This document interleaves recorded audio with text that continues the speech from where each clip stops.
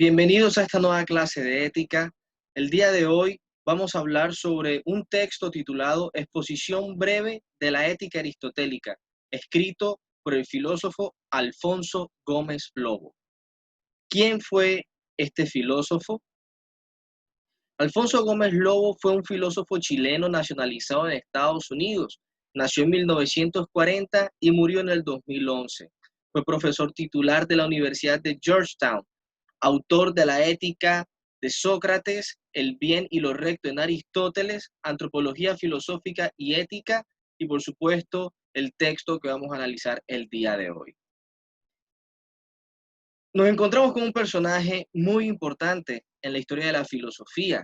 Se trata nada más y nada menos que Aristóteles de Estagira. Vivió entre los años 384 al 322 a.C., lo que quiere decir que vivió aproximadamente 62 años.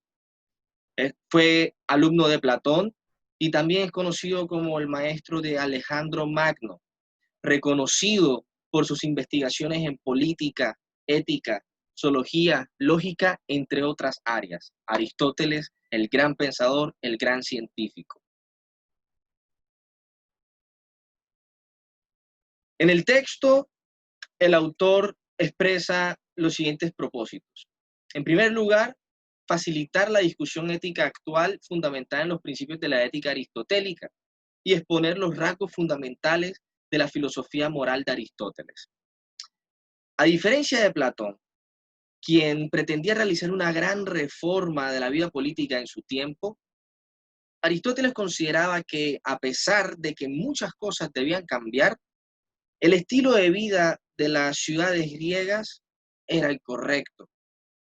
En este sentido, lo que vamos a ver en la ética aristotélica no es más que el reflejo de la moral ideal de la clase alta de Atenas del siglo IV a.C. Es importante, antes de entrar a discutir o a exponer estos principios éticos de la filosofía moral de Aristóteles, es importante que tengamos en cuenta que la discusión ética actual se debate prácticamente en dos tipos de ética: la ética teleológica y la ética deontológica. Pueden existir muchos tipos de éticas, pero básicamente estos son los dos tipos de ética que atraviesan el paradigma de la investigación ética contemporánea según Gómez Lobo. ¿A qué se refiere con ética teleológica y ética deontológica?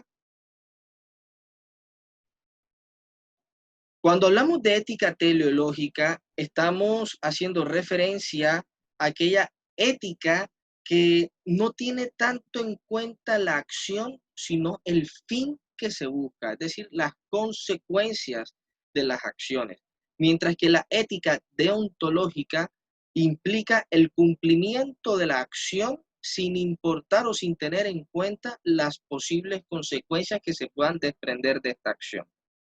La discusión contemporánea sobre lo moralmente bueno o malo ha dado paso a la formación de estas dos grandes categorías de ética, la teleológica y la deontológica. Para poder definir la diferencia entre estos dos tipos de ética con mayor claridad, es preciso que diferenciemos entre lo recto y lo bueno. De acuerdo a la lectura de Gómez Lobo, podríamos definir lo recto como aquello referente a la acción, mientras que lo bueno es el propósito o lo que se busca con estas acciones.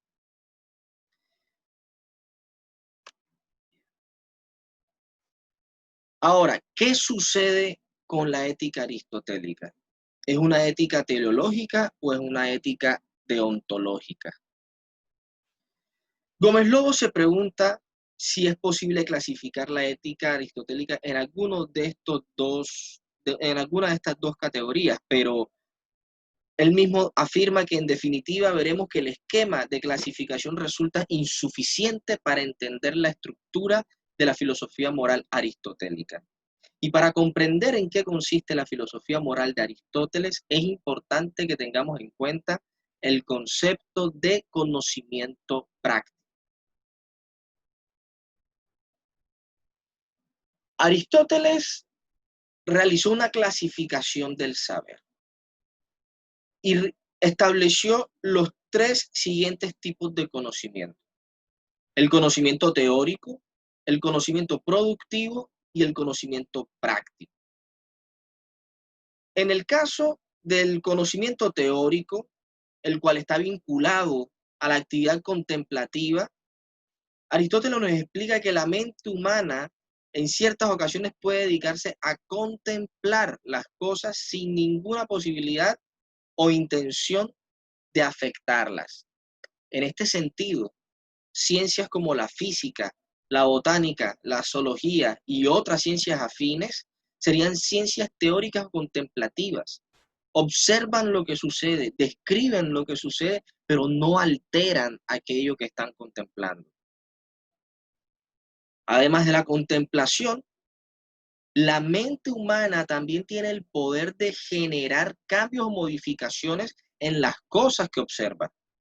Si es el caso de crear sandalias, por ejemplo, eh, o alguna herramienta como un martillo, la razón obra entonces de manera productiva y ya no contemplativa. Es importante tener en cuenta que producimos la mayoría de objetos y de herramientas para alcanzar ciertos fines. Como es el caso de las sandalias, las creamos para poder caminar mejor y proteger nuestros pies. Hay dos conceptos que son claves cuando hablamos del conocimiento productivo. Son tecné, que hace referencia a la técnica y el arte, y poiesis, que quiere decir producción. Cuando Aristóteles habla de los fines que conseguimos a través de la producción de estos objetos o de estas herramientas, nos muestra que existe una subordinación de fines.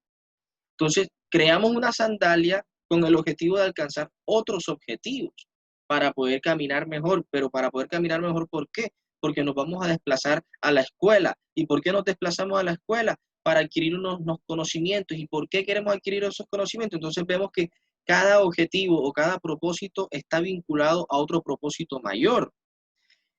Si seguimos la secuencia, podríamos llegar a un infinito. Entonces, Aristóteles plantea la idea de que debe existir algún fin último.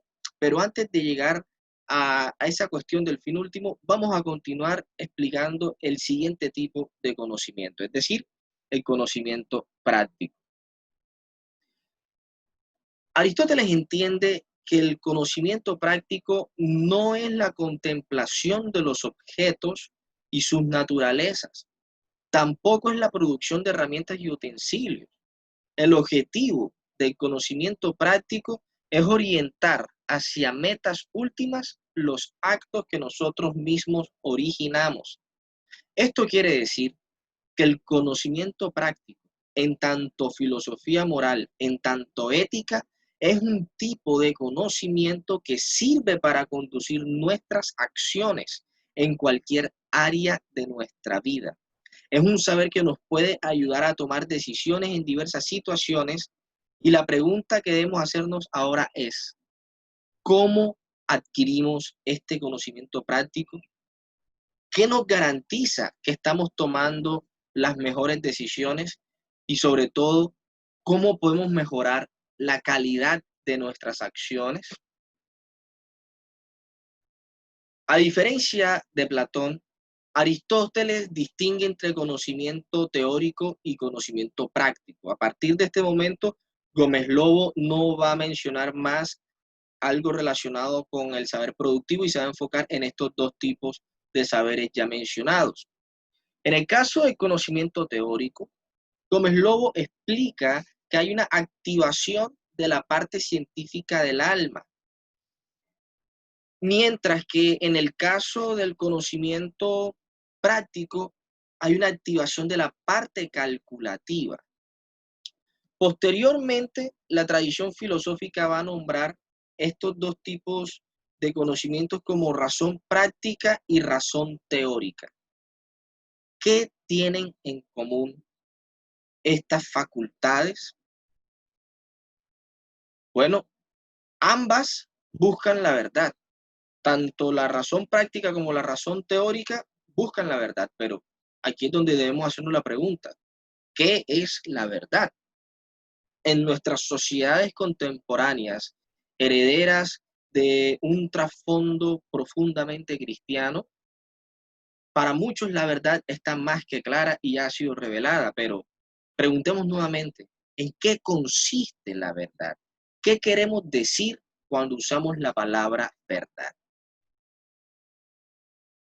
Ahora, si ambas buscan la verdad y una es razón práctica y la otra es razón teórica, eso quiere decir que existen distintos tipos de verdades. Antes de explicar qué es la verdad, es importante señalar que cuando Aristóteles explica que tanto la razón teórica como la razón práctica ambas buscan la verdad, se rompe la idea de que solamente existe un medio para alcanzar la verdad. Y lo que nos debemos preguntar ahora es, ¿hay una verdad teórica y hay una verdad práctica? Y retomamos nuestra pregunta inicial, ¿qué es la verdad? Bien, cuando hablamos de verdad, mm, aquí nos estamos haciendo referencia a proposiciones declarativas o declaraciones apofánticas. Esto quiere decir que son proposiciones que afirman o niegan algo. No tiene que ver con nada misterioso ni con nada tan revelador. La verdad es aquello que se afirma, ¿ok? Y Aristóteles caracteriza, o más bien realiza una caracterización de estos tipos de proposiciones en la siguiente manera. En el primer caso, una declaración o una proposición declarativa apofántica es teórica si y solo si su verdad es buscada en razón de sí misma, es decir, por el deseo de conocer en sí mismo. Esto equivale a decir que una verdad es teórica cuando es buscada por sí misma. En el caso de la proposición apofántica que es práctica, lo es solo cuando es buscada en razón de otra cosa, es decir, que se hace énfasis en la acción.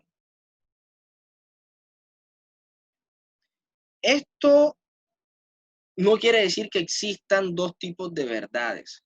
Se trata más bien de dos enfoques diferentes para tratar la verdad. Entendamos aquí verdad como aquello que afirmamos o negamos sobre algo.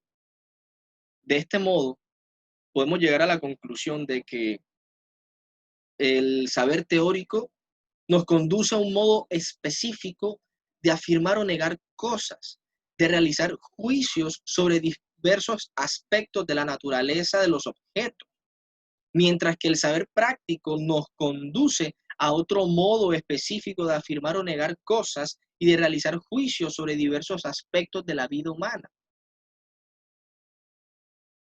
A continuación llegamos a una sección del texto titulada El conocimiento práctico y los deseos. Es preciso, dice Gómez Lobo, que distingamos entre lo que Aristóteles denomina el objeto posible de deseo y el objeto actual de deseo. Gómez Lobo explica la diferencia entre estos dos tipos de deseo por medio del siguiente ejemplo. Dos personas pueden estar deseando tener un equipo estereofónico, pero solo una de ellas logrará obtenerlo, mientras que la otra en realidad tiene otras prioridades. Es decir, la misma cosa es objeto posible de deseo para ambas personas, pero solo es objeto actual de deseo para una de ellas. Ahora, ¿qué papel desempeña el conocimiento práctico en este caso?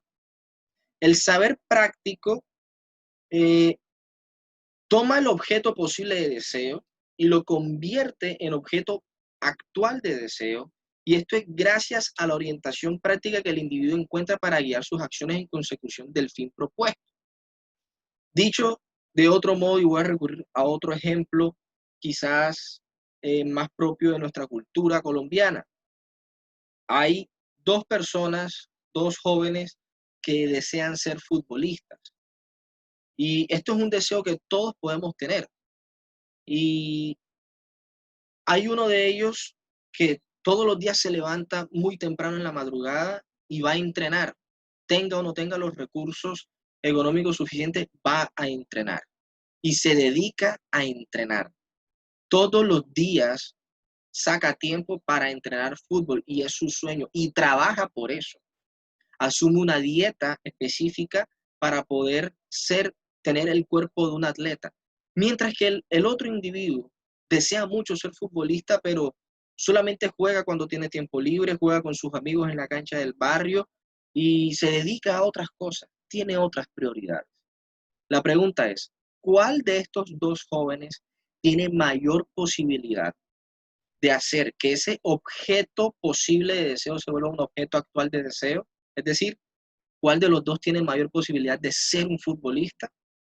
En efecto, todos estaríamos de acuerdo en decir que aquel joven que practica, que se sacrifica y que se esfuerza por lograr ese objetivo, tiene mayores posibilidades que aquel que tiene otras prioridades y solamente juega por diversión, independientemente del talento que tenga. Más o menos a esto hace referencia el texto con este caso. Ahora, cuando hablamos de deseos, también es importante tener en cuenta que para Aristóteles existe el bien real y el bien aparente.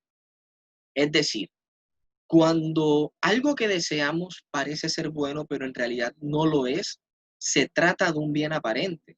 Pero cuando el objeto deseado en efecto es bueno, entonces consiste en un bien real. Podríamos poner un ejemplo muy sencillo como las drogas. En algún momento puedo desear drogarme creyendo de que me representa un bien porque voy a obtener algún tipo de placer físico o algún tipo de experiencia psicodélica, porque estamos en una fiesta, estamos todos a tono y parece que drogarse o beber mucho alcohol parece ser bueno. Pero detrás de ese bien, detrás de ese placer, se ocultan una serie de consecuencias que pueden atentar contra mi salud física y mental. Entonces, en ese caso, se trata de un bien aparente. Y un bien es real cuando, por ejemplo, deseo estudiar alguna carrera profesional o deseo hacer algo bueno para mis familiares y en efecto las consecuencias que esa acción va a traer a mi vida no son nocivas, sino positivas. En ese caso se trata de un bien real. Muy bien, llegamos a otra sección del texto titulada Aristóteles y la metaética. Y nos encontramos con esta palabrita que parece ser muy extraña, o sea, si a duras penas logramos comprender lo que es la ética, ¿a qué rayo se refiere la metaética? Cuando hablamos de la metaética, estamos haciendo referencia a las afirmaciones que realizamos sobre la ética. Vamos a echar para atrás. ¿Qué es la ética? ¿Qué es la moral? Cuando nosotros hablamos de moral, estamos haciendo alusión a nuestras acciones, ¿sí? A si nuestras acciones son buenas o malas. La ética es la reflexión que hacemos sobre la moral, es decir, la reflexión que hacemos sobre nuestras acciones. Ahora, metaética es la reflexión que hacemos sobre la ética. Mejor lo explicamos con el ejemplo que le estoy mostrando en pantalla. Tenemos en el primer caso una afirmación ética, la cual nos dice mentir es moralmente malo. Y en el segundo caso tenemos una afirmación metaética. La ética es puramente subjetiva o relativa. Entonces, con eso creo que puede quedar mayor claridad cuando decimos que la metaética es las afirmaciones que realizamos sobre la ética. Gómez Lobo hace referencia a tres proposiciones metaéticas de Aristóteles. Se las voy a mostrar a continuación. La primera proposición metaética consiste en considerar que las proposiciones prácticas pueden ser verdaderas o falsas, implican una actitud de rechazo a la ética emotivista. Es decir, que esta ética emotivista es aquella que está en contra de la posición que considera que no hay conocimiento moral, sino expresiones de emociones y tomas de decisión. Una segunda proposición es aquella que nos dice que el hecho de que la ética suponga verdades objetivas no implica que ésta sea una disciplina teórica. Si se tratara de una disciplina teórica, sus proposiciones serían descriptivas de la acción humana o evaluativas intencionales. Y Gómez Lobo nos pone el siguiente ejemplo. X piensa que F es algo bueno, o H estima que G es moralmente obligatorio. Pero en realidad las proposiciones de la ética son de corte evaluativos extensionales. Es decir, F es bueno, G es moralmente obligatorio. La tercera proposición nos dice que al existir una distinción entre el bien real y el bien aparente, es decir, que las proposiciones evaluativas extensionales pueden ser verdaderas o falsas, esto implica que existen deseos correctos e incorrectos. Y de acuerdo a Aristóteles, no todo lo deseado es bueno, y en este sentido, no todos los deseos deben ser satisfechos. Aristóteles explica a partir de esta consideración metaética que la felicidad no consiste en la satisfacción de todos nuestros deseos. Y ya vamos para allá. Ya vamos a resolver o a intentar resolver junto con Aristóteles la pregunta, ¿qué es la felicidad? ¿Existe algún método de la ética aristotélica? Gómez Lobo explica que usar la expresión método de la ética aristotélica equivale a una imprecisión, porque no hay ni una observación empírica de lo que las personas desean o piensan que es bueno. Por el contrario, lo que propone Aristóteles es el análisis de algunas nociones fundamentales de la ética y ciertas generalizaciones a partir de la experiencia vital de la comunidad política. Es decir, que no hay un método específico, sino diversos modos de proceder ante diferentes problemas. Es decir, que las personas con este fundamento de las nociones éticas y de las vivencias dentro de la comunidad política pueden tomar decisiones de acuerdo a las circunstancias. Llegamos a una sección del texto titulada El bien o lo bueno.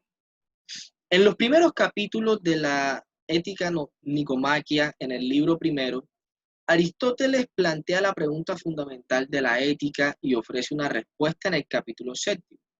¿Cuál es esta pregunta fundamental y cuál es su respuesta? En resumen, el problema que plantea la ética nicomaquia consiste en saber cuál es el bien supremo, es decir, el propósito mayor de todas nuestras acciones, aquello que buscamos con la realización de cada una de nuestras acciones. Todo lo que hacemos tiene un sentido y todo lo que hacemos lo hacemos por algo, para lograr algo, para alcanzar un objetivo.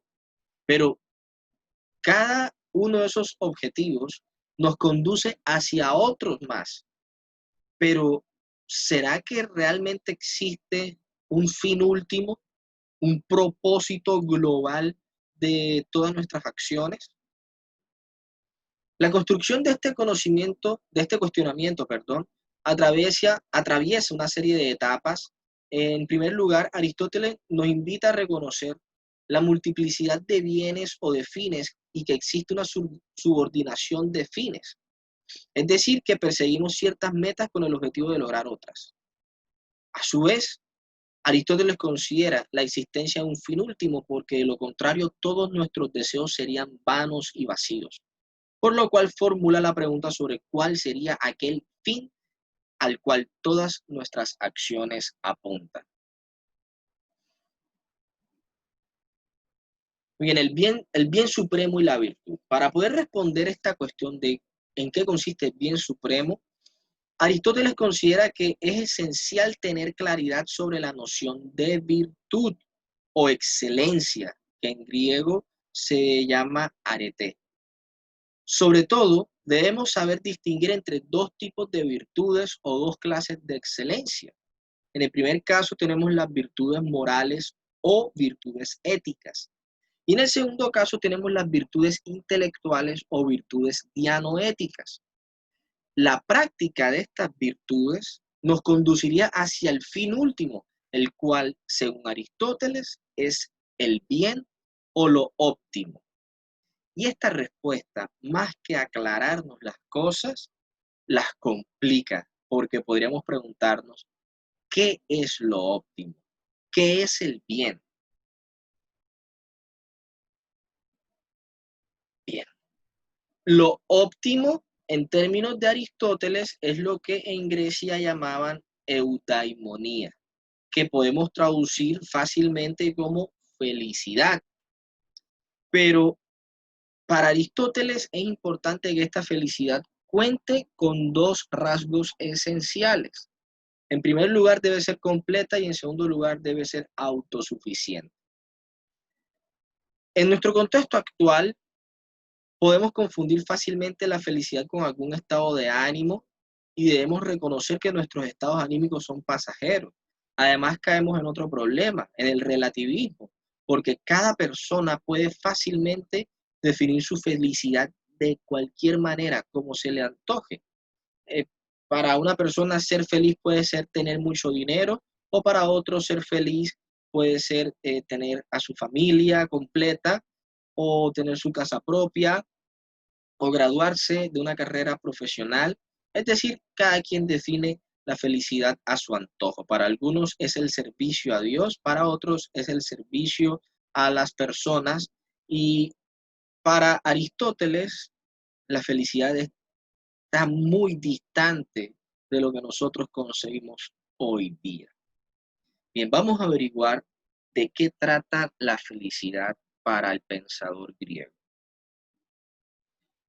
Aristóteles concebía que la felicidad de una manera muy diferente al estado anímico transitorio que una persona experimenta cuando se siente bien o cuando está teniendo algún tipo de placer. La felicidad entendida como eudaimonía consiste en un estado en el que uno se encuentra por un periodo prolongado de tiempo. Este concepto también era usado en la antigua Grecia para hacer alusión a las ciudades prósperas, donde la vida humana alcanzaba sus mayores niveles de desarrollo, ciudades autosuficientes, lo que hoy queremos alcanzar con este concepto de las comunidades autosostenibles. Es decir, que una persona feliz, en este caso, es completa y autosuficiente. Ser feliz, en términos aristotélicos, consiste en estar en la capacidad de brindarse a uno mismo todo lo que se necesita y realizar las acciones de acuerdo a las virtudes. Dicho de otro modo, para ser feliz es fundamental que nosotros como seres humanos actuemos de acuerdo a nuestra función esencial. ¿Y cuál es nuestra función esencial? Según Aristóteles, nuestra función es actuar conforme a la razón. ¿Y qué significa actuar conforme a la razón? Les voy a leer una cita de Gómez Lobo. Al actuar tenemos dos posibilidades. Podemos hacer algo cuya justificación será aceptable para la comunidad al momento de dar razón de lo hecho, y podemos también hacer algo que resultará inaceptable. Cuando hacemos algo injustificable, no estamos haciendo algo totalmente irracional. Lo racional en ciertas circunstancias es enfrentar un peligro, ser valientes. Es lo que la comunidad espera de nosotros. Pero un acto de cobardía tiene su propia racionalidad. Puede ser explicado a partir de la intención de preservar la propia integridad física o incluso la vida. aunque eso sea insuficiente para justificarlo. En todo caso, el dar razón de lo que uno hace, justificándolo o explicando lo injustificable, es privativo del ser humano. Recordemos que el concepto griego para razón es logos, el cual también hace referencia al lenguaje. Por eso Gómez Lobo al final de la cita dice que esto es algo privativo del ser humano, que es propio, que a diferencia de los animales, el ser humano puede responder y puede dar explicaciones por medio del lenguaje, por medio del discurso, de lo que hace y de lo que deja de hacer. En este sentido, para Aristóteles es fundamental el ejercicio de las virtudes intelectuales para lograr la felicidad. Ahora, se ha tenido la costumbre de confundir esta afirmación con la exclusión de las virtudes morales, porque Aristóteles le da un gran privilegio a las virtudes intelectuales. Considera que el mejor nivel de vida es el dedicarse a las virtudes intelectuales. Y a veces tendemos a confundir esto con la exclusión de las virtudes morales porque creemos que para alcanzar la felicidad solo se necesita aplicar las virtudes intelectuales, es decir, las virtudes dianoéticas, sin tener en cuenta otros tipos de virtudes. Gómez Lobo nos recuerda que Aristóteles establece una jerarquía de niveles de vida ordenados de tal manera que los niveles más altos se fundamentan o descansan sobre los niveles más bajos. En este sentido, para poder alcanzar el nivel de las virtudes intelectuales, es preciso, es necesario haber desarrollado las virtudes morales. Dicho de otro modo, para poder dedicarnos a la vida contemplativa que nos invita Aristóteles, que es considerada como la mejor vida, el hombre debe satisfacer primero el resto de sus necesidades. Además, es preciso tener en cuenta que existen diversidad de factores que limitan la contemplación, como lo es la vida en comunidad, y el hombre, además, es indisociable de la sociedad. No podríamos dedicarnos al 100% a la vida contemplativa, la cual, según Aristóteles, es propia de los dioses. Ahora, decir que hay factores que limitan la actividad contemplativa equivale a afirmar que en ocasiones es preciso contemplar, mientras que en otros casos es preciso actuar. En resumen, podríamos decir que la ética aristotélica es una ética prudencial, porque aquello que se debe hacer depende de las circunstancias concretas en las que se encuentra el individuo. Sería erróneo o impreciso pretender asumir una postura contemplativa cuando las circunstancias de la vida indican que las necesidades básicas como la alimentación o la situación económica no han sido satisfechas, o cuando estamos en una situación de guerra y evitamos actuar valientemente. A su vez, en el mismo sentido, pretender ocuparse de estos asuntos o mortificarse por ellos cuando ya han sido resueltos, evitando así realizar la contemplación, también sería algo erróneo. Asimismo, eh, con lo que acabamos de explicar, podemos darnos cuenta de que para Aristóteles existen dos tipos de prosperidad o dos tipos de felicidad. En el primer caso, si la persona ya ha satisfecho sus necesidades y ha logrado liberarse en cierta medida de sus compromisos políticos, el hombre prospera cuando ha alcanzado la actividad contemplativa y actúa conforme a la razón, y en este sentido se dedica a la mejor vida. Pero hay un segundo nivel de felicidad. O sea, el primero sería el máximo, el ideal, pero si no podemos alcanzar ese, Aristóteles dice que hay otro nivel, el cual consiste que si la actividad política es muy absorbente, o si la persona carece de talento para el estudio teórico, o de pronto no es nada de eso, sino que hay circunstancias externas que le impiden dedicarse al estudio, a la contemplación. De todos modos, el hombre puede ser bueno y próspero siempre y cuando ponga en práctica las virtudes morales. Ahora, hay un tema muy importante. ¿Se puede ser feliz siendo corrupto? Aristóteles nos dice que, o sea, vamos a volvernos un momento. ¿Qué pasa, por ejemplo? Habíamos dicho antes que para poder alcanzar el mejor nivel de vida, para poder alcanzar la felicidad máxima, la eudaimonía, era preciso eh, satisfacer los distintos niveles de vida que plantea Aristóteles. Y en primer lugar, para poder alcanzar las virtudes intelectuales, había que desarrollar las virtudes morales. Pero ¿qué pasa si una persona violenta estas virtudes morales o no las tiene en cuenta y por medio de actos corruptos logra asegurarse riqueza, seguridad, e incluso tiempo libre para poder pensar y dedicarse a la investigación y al estudio? Aristóteles diría que jamás podrían ser felices, porque uno no florece simplemente por haber tenido la suerte de poseer riqueza, buena salud o apostura física, dice Gómez Lobo. Uno tiene que hacer algo y hacerlo según la razón, es decir, actuar conforme a las virtudes. No es suficiente con tener riqueza, no es suficiente con tener salud, y mucho menos si hemos logrado esto por medio de actos corruptos. Es preciso poner en práctica las virtudes morales y las virtudes intelectuales. Ahora, las virtudes explicadas en esta charla se relacionan con otros dos conceptos que son fundamentales: la frónesis y la sofía. En el caso de las virtudes morales, es decir, las virtudes éticas, el uso de la razón tiende siempre hacia la frónesis, es decir, hacia la prudencia. Y en el caso de las virtudes intelectuales o las virtudes dianoéticas, es preciso que el uso de la razón se enfoque en la sofía, es decir, en la sabiduría teórica. Llegamos a otra parte del texto titulada Lo moralmente recto. Y hacemos la apertura con esta cita. La rectitud de un acto, según Aristóteles, depende de su conformidad con una virtud moral.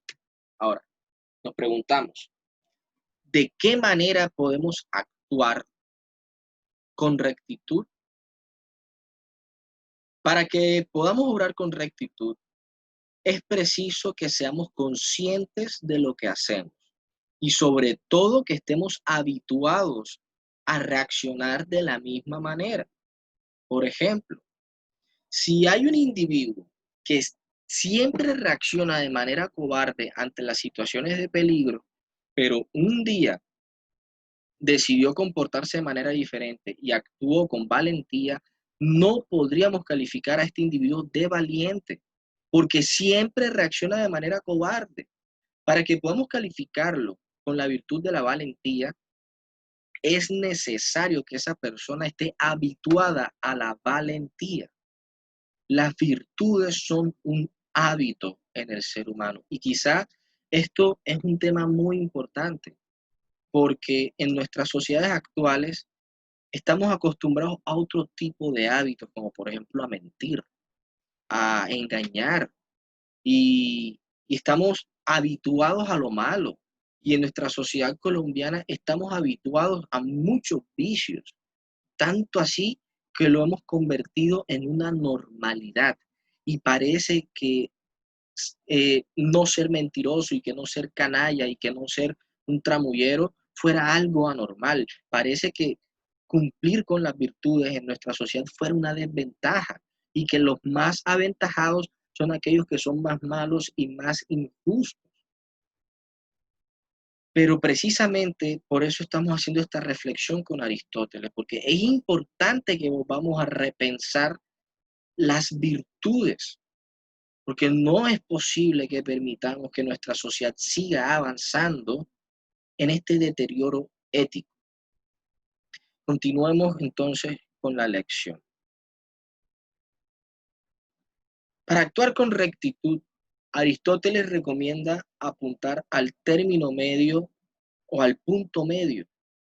Y la noción del punto medio la podemos comprender mejor a través de la idea de la prudencia, de la frónesis. Es decir, si nos imaginamos que hay dos polos, en el caso de la valentía y la cobardía, lo mejor sería buscar el término medio. Y Gómez Lobo explica el caso de los soldados griegos, de los hoplitas, donde si uno de estos hoplitas se iba al extremo de la valentía y se adelantaba en la formación, sus compañeros lo iban a considerar temerario y podría no solo morir, sino poner en riesgo al resto de la misión. Y si el resto de la misión entra en riesgo las ciudades que están defendiendo. Pero si hay una hoplita que se va al extremo contrario y se llena de miedo y de cobardía y no avanza, no solamente sus compañeros lo tildarán de cobarde, sino que asimismo, con dejar de ser valiente, pondría en riesgo su propia vida y la vida de sus compañeros y así también la seguridad de la ciudad que están defendiendo. Aristóteles recomienda entonces buscar el término medio. Ahora, este término de medio también lo podemos entender de la siguiente manera. No hay un término medio para todos, no es un estándar. Cada persona debe encontrar el término medio o el punto medio en su vida. Por ejemplo, Gómez Lobo hace referencia al caso de un atleta grande en estatura, grande en cuerpo y de gran peso. Ese atleta, su entrenador le coloca una dieta prudente, es decir, le busca el punto medio en su dieta, pero ese punto medio no es comparable con el de otro atleta que es mucho más pequeño y mucho más liviano. En efecto, no van a comer las mismas cantidades ni las mismas cosas. Es importante que tengamos en cuenta un concepto en la filosofía moral de Aristóteles, el agente moral, es decir, la persona. El agente moral, según Aristóteles, debe ser consciente de su propia condición, tanto física como mental, para poder dictar a sí mismo lo que necesita en cada área de su vida. Por ejemplo, es el individuo quien debe determinar cuánto licor puede beber de acuerdo a su contextura para contenerse entre los límites de la prudencia y evitar emborracharse, embriagarse y cometer imprudencias bajo ese estado. Asimismo, como debe determinar cuánto alimento puede consumir o el peso que puede cargar e incluso los problemas teóricos que puede resolver. Dicho de otro modo, cada quien debe ser consciente de sus propios límites. Muchas gracias a todos por su atención. Los invito a compartir sus opiniones en los comentarios, sus preguntas, sus inquietudes. Recuerden que aquí estamos generando comunidad de aprendizaje. Voy a estar atento a sus comentarios y los voy a responder tan pronto los lea. Muchas gracias a todos. Nos vemos en la próxima clase.